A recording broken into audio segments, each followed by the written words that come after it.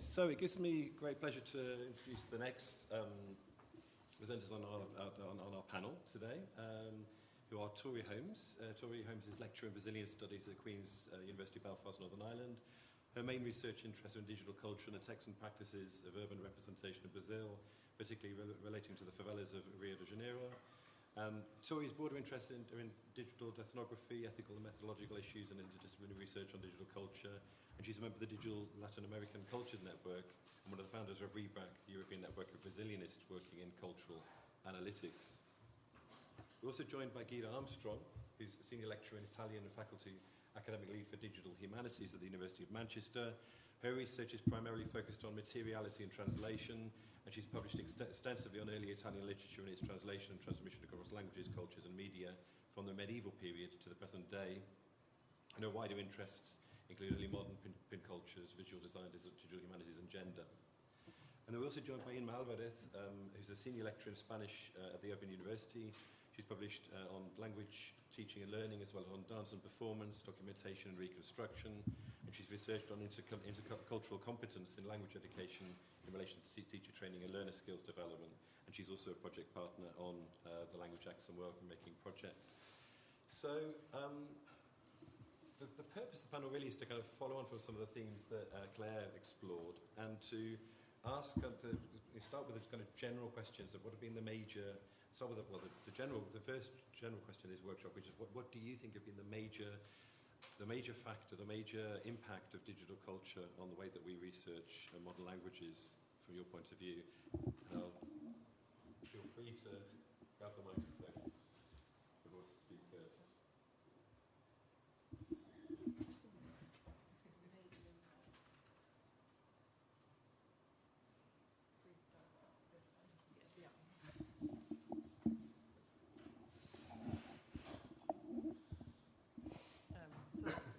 Some of the things I had thought about for this question are similar to what Claire said.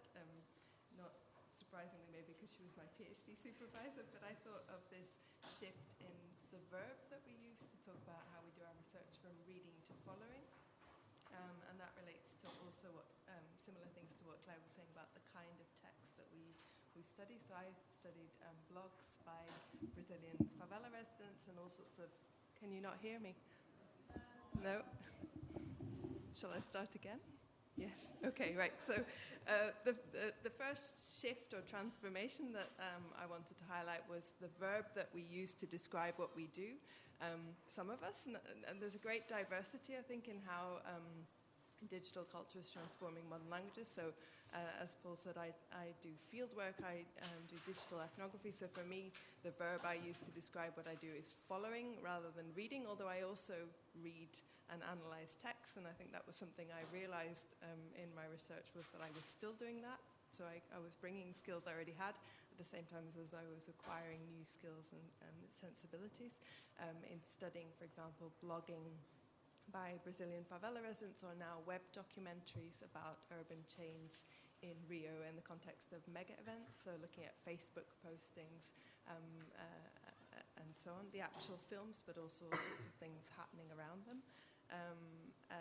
But also, Paul picked up on the idea of born digital objects of study, but also non-born digital that are being transformed in some way by digital culture. So there I've been reading really interesting work by Brian Edwards, who's an Americanist, and he talks about the unpredictable ways that cultural forms travel in the digital world and that this matters urgently. Now, some of the comments just in the first discussion there pointed to that not necessarily being completely new, but I think that the sensitivity to particularly what's specific about digital circulation is really important.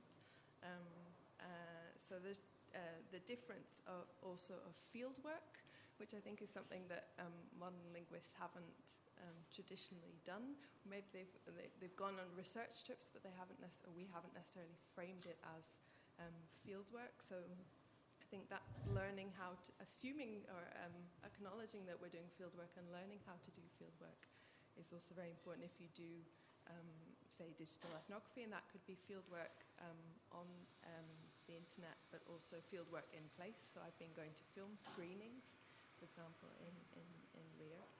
The ethical question is very important, as Claire mentioned briefly, so learning how to be sensitive to ethical issues, to ask for ethical permission for our research, to think about whether to cite verbatim, how to name or not name participants in our research, to think about authorship and visibility when we're publishing research. So I very much welcome an opening up of a conversation about methods and methodology in modern languages that I think for me has been triggered by starting to do digital ethnography. And I think that to think about what digital ethnography means in modern languages is very important, to find our own way of doing digital ethnography alongside other research practices that we already have. Okay, I had a, can you hear me? Yeah? I had a, close. Like this? From here? No, this is fine. It's fine, thank you. The first thing I would like to say is that perhaps an invitation about the way we think about modern languages, because we are assuming that we are all talking about the same thing, and perhaps I just want to clarify the way I see it. And when I think of modern languages, what I think is a huge, multilingual world with lots of languages, including, of course, sign languages, but we also, together with the verbal languages, we have non-verbal languages. And so I would like to invite everyone to think very wide about what modern languages are, and of course, also of the cultures from where these languages emerge. So it's these languages and these cultures that create, I think, are the body of our discourse, our field. When I think about the transformation of digital culture for modern languages, I thought of, in my notes, I suddenly saw like three major events or three major factors. And one thing is how digital culture has transformed information and data, the research data.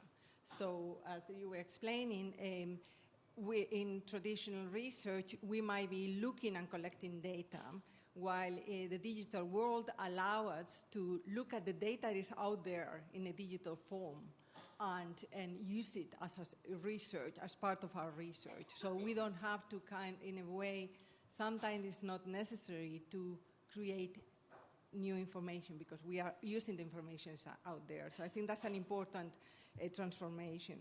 This applies, of course, to any kind of research. I'm not talking only about modern languages, but it's important.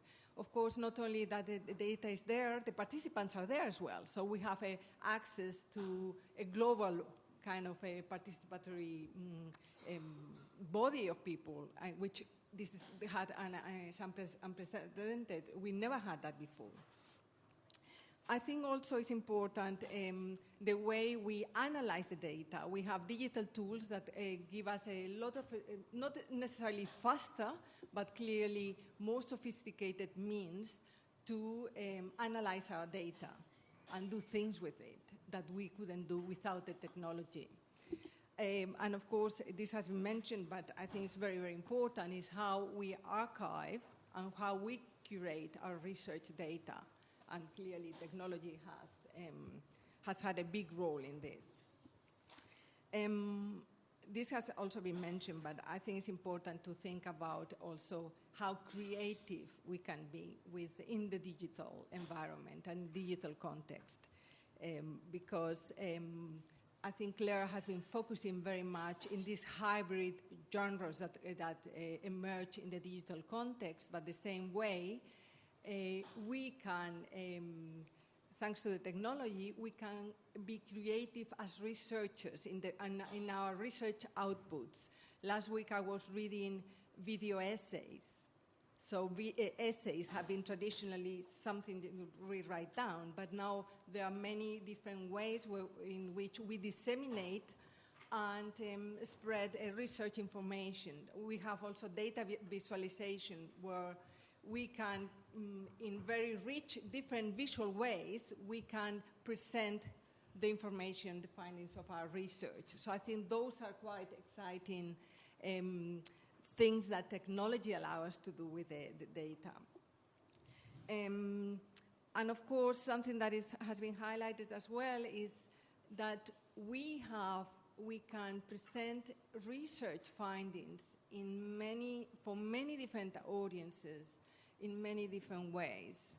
And I think that it has a huge importance because basically research doesn't limit itself to the circles of academia, but research can go beyond academia and can reach from primary school children, can reach the whole society, that maybe in ways that was not possible before.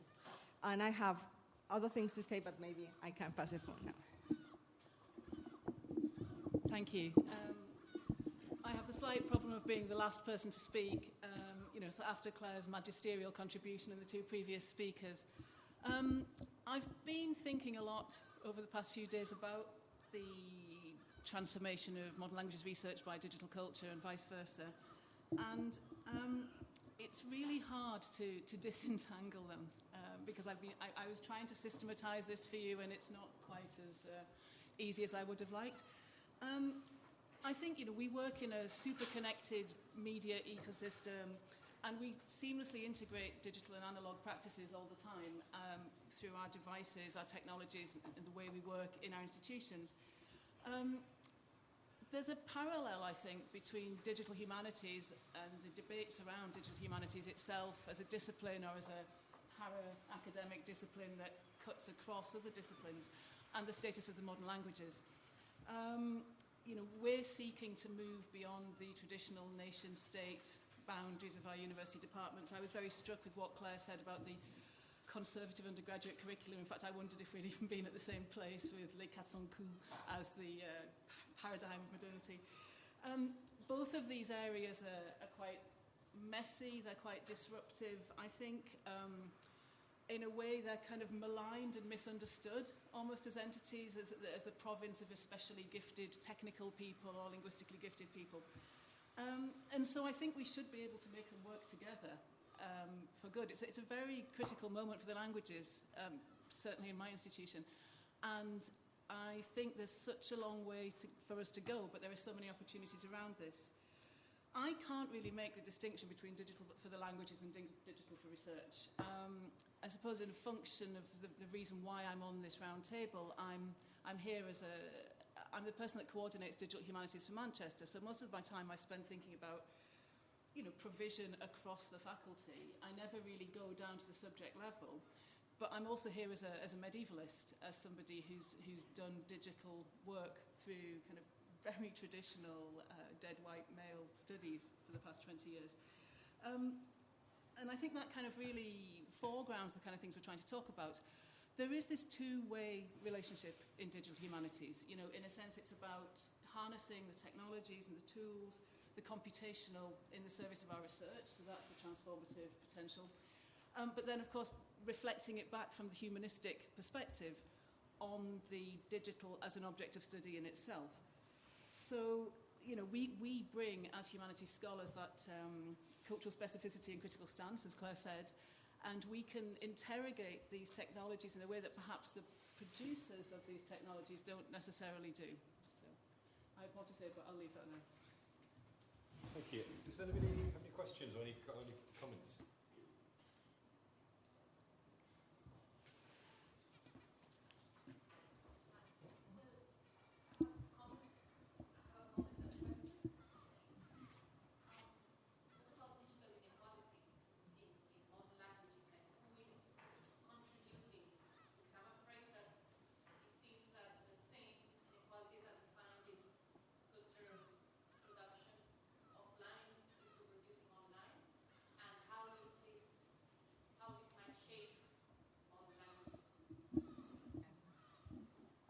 Yeah, some of the bits I didn't say before were precisely around ethics, and this has been mentioned as well by Claire, that I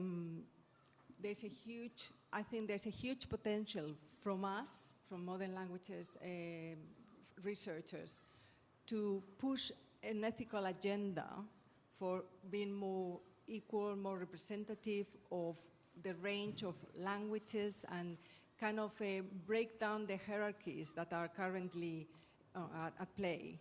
I think we have that responsibility. I see that as a responsibility and something that we have to promote. So there is clearly, for me, that's the way I see it. We have in our research, and the technology now gives us the possibility of listening to voices very far away and in different languages. And the technology is aiming also with automatic translation, with lots of things that are being developed, are working towards understanding research in any part of the world. And that, I think that's quite important to keep in mind, that we can use the technology to help us to break those inequalities, or we can reinforce the structures that are already present, I guess. Do you want to say?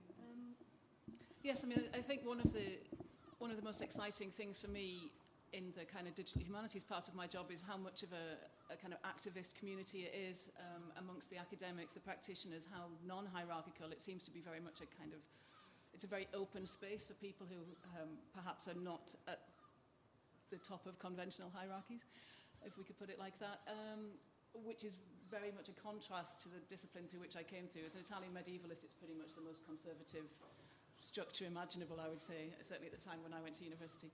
So absolutely, it gives us a chance to do co-production, to reframe, to open, to amplify, and to do all of these things that I think we would like to do in our lives as academics, but in a way in which we are sometimes constrained by our position as academics.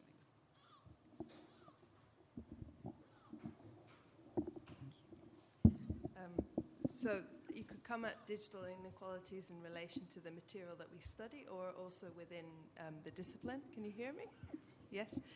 So in a Brazilian context, for example, although Brazil has been celebrated for big rises in access to the internet in the last 10 to 15 years, for example, and the levels of access in favelas in Rio, for example, are quite good, although when compared to very wealthy areas of the same city, not good, but in terms of national and international averages, not bad.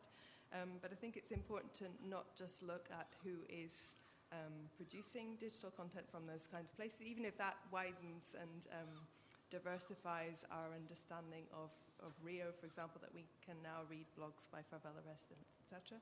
But there was something on the LSE blog on the impact of social sciences just in the last couple of days about looking also at in research, looking at what people do with digital technologies. That's not only posting, that there's a lot of things that happen on the internet in relation to social media which are not so visible.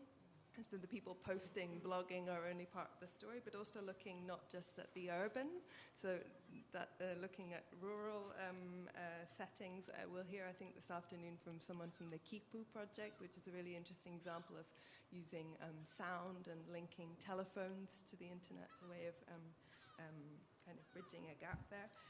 Within modern languages research, then I think that, first of all, to remember that you don't need the very high tech to do this kind of research. Sometimes it doesn't require a huge jump in skills, but that also maybe there are some skills and sensitivities and sensibilities that it would be useful to have more training and awareness raising for researchers to make sure there isn't an inequality within the field in terms of who does this work.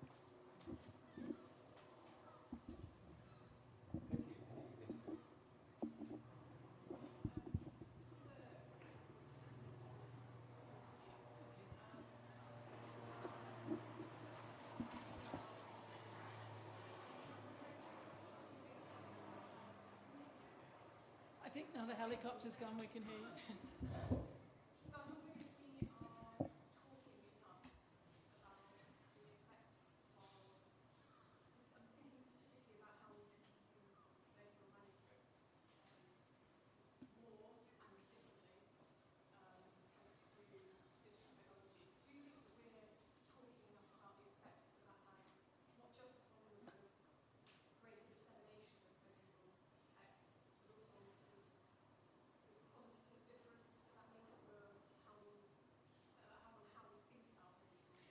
Yes.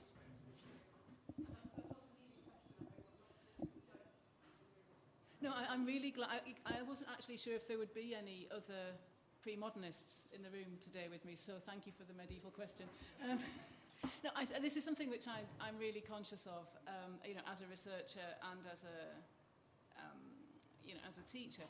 So, the digital really offers us a kind of telescoping of space and time, which we can now bring into the classroom. And I think it's completely reframed the way we do pre-modern research. And obviously, most of the people here today are talking about contemporary productions.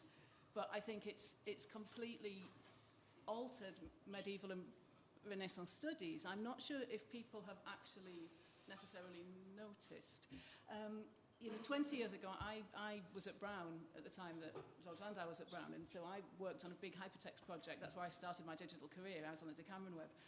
And at that stage, it was all about kind of markup and encoding of texts themselves.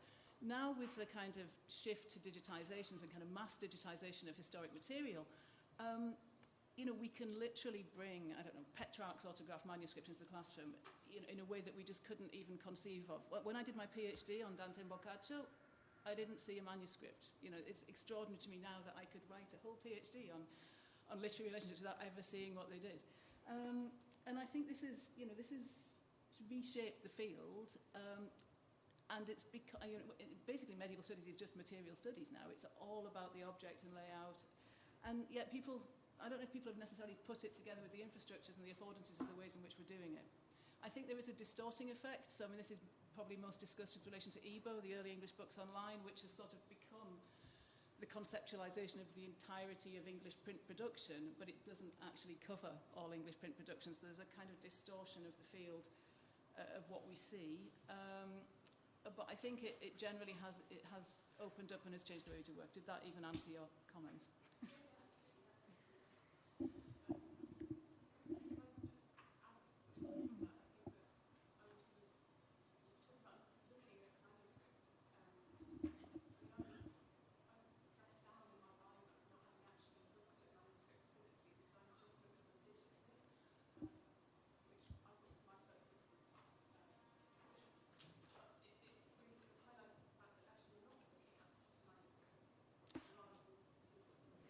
Yeah, and this is something, I think there's a very tangible, tactile difference between the object and the digital object, but the digital object is not, it's an object in and of itself. So this is like kind of my concluding point, my kind of peroration, my call to arms was that we have to kind of, as researchers and as teachers, people have to have a vocabulary in which to understand the representations with which they're working.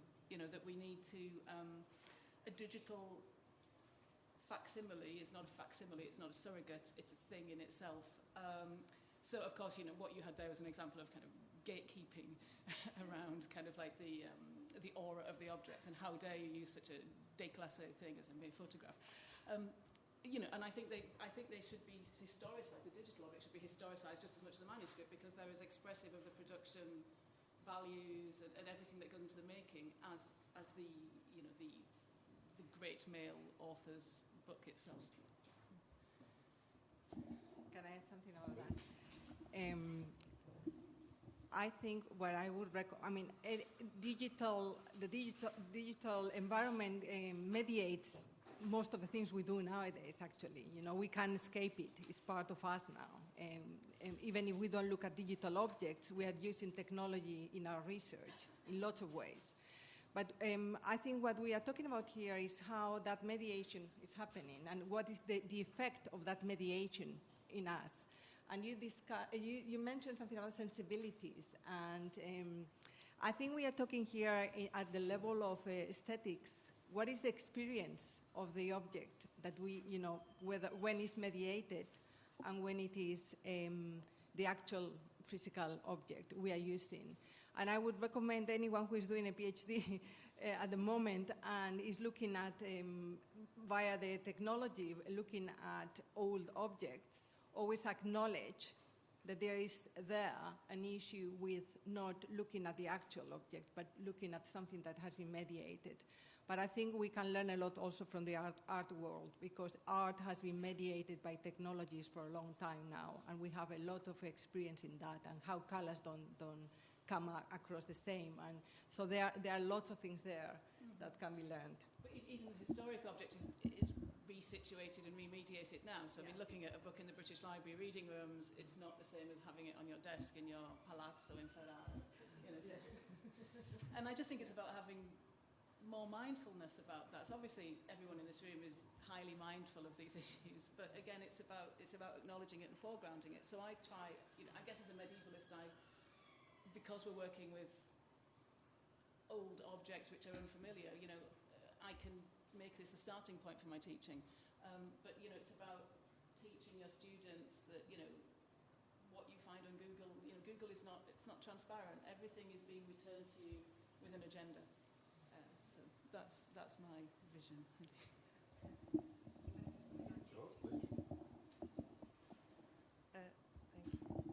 So I also thought a little bit about teaching when I was preparing for this panel. So I have a final year module on Brazilian digital culture at Queen's. And as well as teaching them that Google, the results from Google have an agenda, and so the kind of critical digital literacy that I hope is more broadly transferable beyond my module. I also wanted to say something about how important not just the language skills that we have as modern linguists are for studying digital culture, but also the cultural awareness and literacy as well. So I was thinking about how when I teach Brazilian digital cultures to final year undergraduates, I teach them not just about blogging or apps about police violence in Rio, for example. I teach them about the military dictatorship of the 60s to 80s in Brazil, because it's important background for understanding the activists who drove the arrival of the internet in Brazil. I teach them about the history of favelas and their representation, so they can understand the significance of the blogging, for example. I go back to cannibalism of the 1500s and the modernist movement of the 1920s that took cannibalism and understood it as a cultural metaphor. When I teach memes, like the Cala Boca Galvão meme that went across the world in 2010, I go back to common tropes that non-Brazilians have used to think about Brazil for centuries, like the idea of Brazil as a tropical paradise. Does anybody know that meme that I'm describing? So Cala Boca Galvão.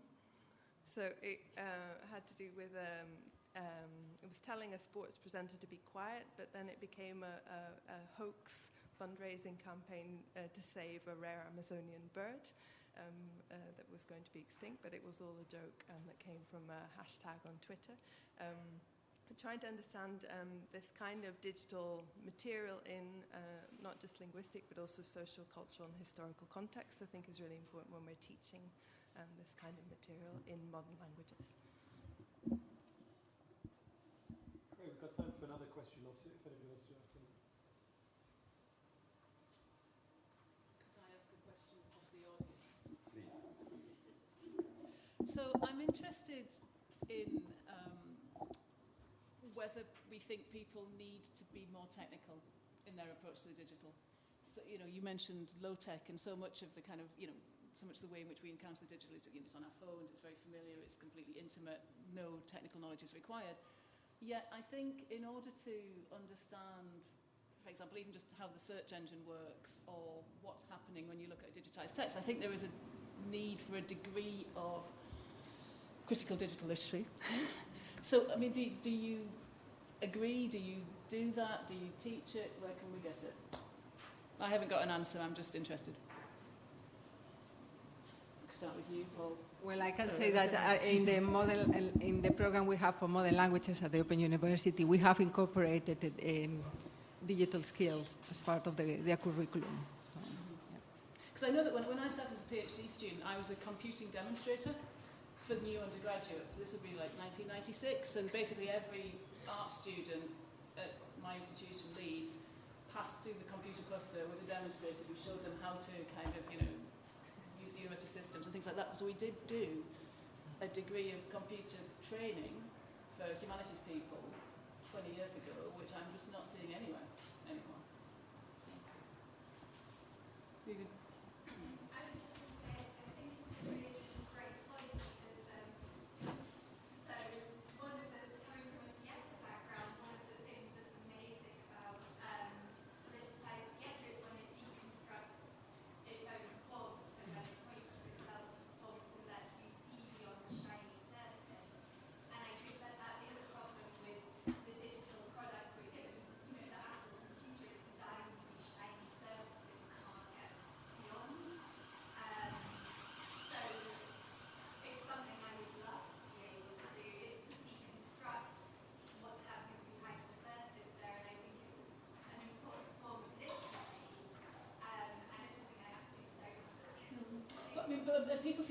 why, I think it's great that you want to do it. People are very defensive. Sometimes it becomes a point of pride that you don't know where the shared drive is.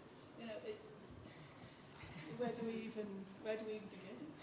I think one of the problems as well is that when you say I'll have to find a module, so it's similar to something that Tori does.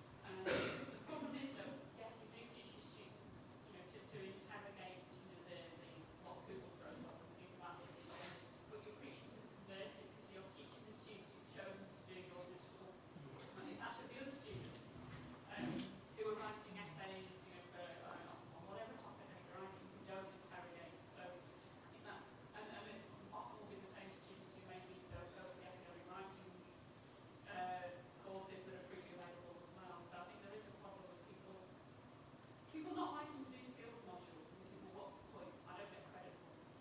So what I do is I basically, for all our Italian undergraduates, I do it's actually kind of the first seminar they get with me, do it in the cluster. And ostensibly they're researching, they're looking things up, but at that point I say, well, you know what, that's a really crappy resource. And, so we kind of take them through it, and then I sort of gently introduce them to the shared drive. So they know but but there is no way to do that as yet, I think.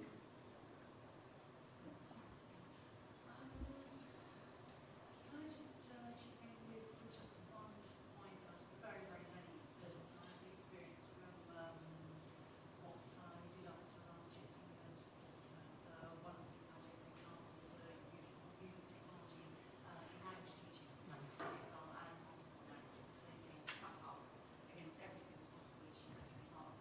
There's 2 minutes over that, please, but what I'm wondering about, the cohort of students that I've had, and we have a very representative cohort of students from the European Union as well. There's a wild variation in the digital competence, the type of digital competence that they actually had. Secondly, which means it was very, very difficult. I'm thrilled and optimistic as much as anyone about the possibilities of data visualization and so on, but once you kind of smack up against that reality of real human beings, having been brought up in a very different school culture, it does scare me. What concerns me is that these home students that I had, I don't want to make generalisation, but all of them have been through this school education, IT education, which seemed to be deliberately designed to put them off the whole notion of computer digital, absolutely everything. I mean, to begin with, they were about as excited by the notion of computers as I would be by the internet integration. These are all how bridge works. Secondly, the time my teacher up until very, very recently was, for a couple of reasons now, how to use Word, how to use spreadsheets. That was it. And I want to start going to around about Microsoft a bit, so you can still see that. So I found that the amount of computer literacy among my students, genuine computer literacy, how to do anything like voice to text or even consideration of what a blog actually was, or well, anything, any kind of constructivist project was absolutely minimal. And there was a very small fleet of students who had engaged with it, who did have very sophisticated knowledge. So you had sort of visiting students who were more advanced and competent than I was, and then visiting students who just sort of got through their Excel and Word equivalent. And I have various sorts of attitudes as a start indifferent. It's very, very, very difficult. But what's happening now is that the government has responded to this and completely changed the syllabus. So we now are having creative coding. I didn't know about coding. I had to learn cramming coding about 2 hours to teach students the possibility of coding. I feel that we're not really headlined. I feel that we're not considering the practicalities of what we're actually up against in the sense of integrated hardware, in the sense of piling in a whole load of software and then not properly integrating and training that. I feel we're not looking ahead enough, projecting what will actually happen to the students in the years to come. Very soon now, everybody's going to have to cope with a new cohort of students who have been made IT literate in a very different way. I don't think that the kind of cut. So I'm at the sharp end of that because my son is currently doing kind of Python and stuff at secondary school. But I still think that that's a pretty super user kind of situation at the university. There are so many things you can do without being... I'm not sure that computational thinking, as even the teaching it for the new IT syllabus, is that... There's still... I can't, you have to be very high level to make that work for your research in modern languages, is what I'm saying, I think. Well, so I mean, if you're doing things like, proper coding, programming, how would you... I don't see how that mediates the kind of first year languages project. No, but something we have to take into account. But I don't know. Will everybody do it, or is it still going to be kind of fairly minority practice? So are you I just think that there's a relationship between what this lady is saying and what you're saying about practice, co-design, and creativity. And at the time you mentioned communities, but kind of interested in the learner or people who are practitioners of languages and how that's really interesting. I think that one of the problems that you mentioned has to do more with creativity than digital literacy. That kids in schools or even learners sometimes are not really encouraged. The conservative curriculum is tons of creativity, and the idea that we can co-design and the practice of multilingual digital practices can open up are really interesting. The reason why I was coming here, suddenly got interrupted, is having at one point taught languages and having some help with practicality of teaching languages, and to teaching these students who are specifically trained to have English and qualified teachers. I can't dismiss the whole coding and how you construct the last fact from code as Mrs. Tran, because this will immediately I'm just a bit conscious of time. Could I ask the panelists to kind of give a quick answer to that and some kind of final thoughts on? You give us. Because I completely agree with you, but I sort of feel like it's... I don't know. I'm wondering if it's still niche. I've been doing this for 20 years. What do you think, Paul? In 1996, everything was humanities computing was the future. I would say about 10% of people do it. 2017, about 10% of people do it. Yeah, I mean, I certainly don't think it's niche, but I don't want to hold to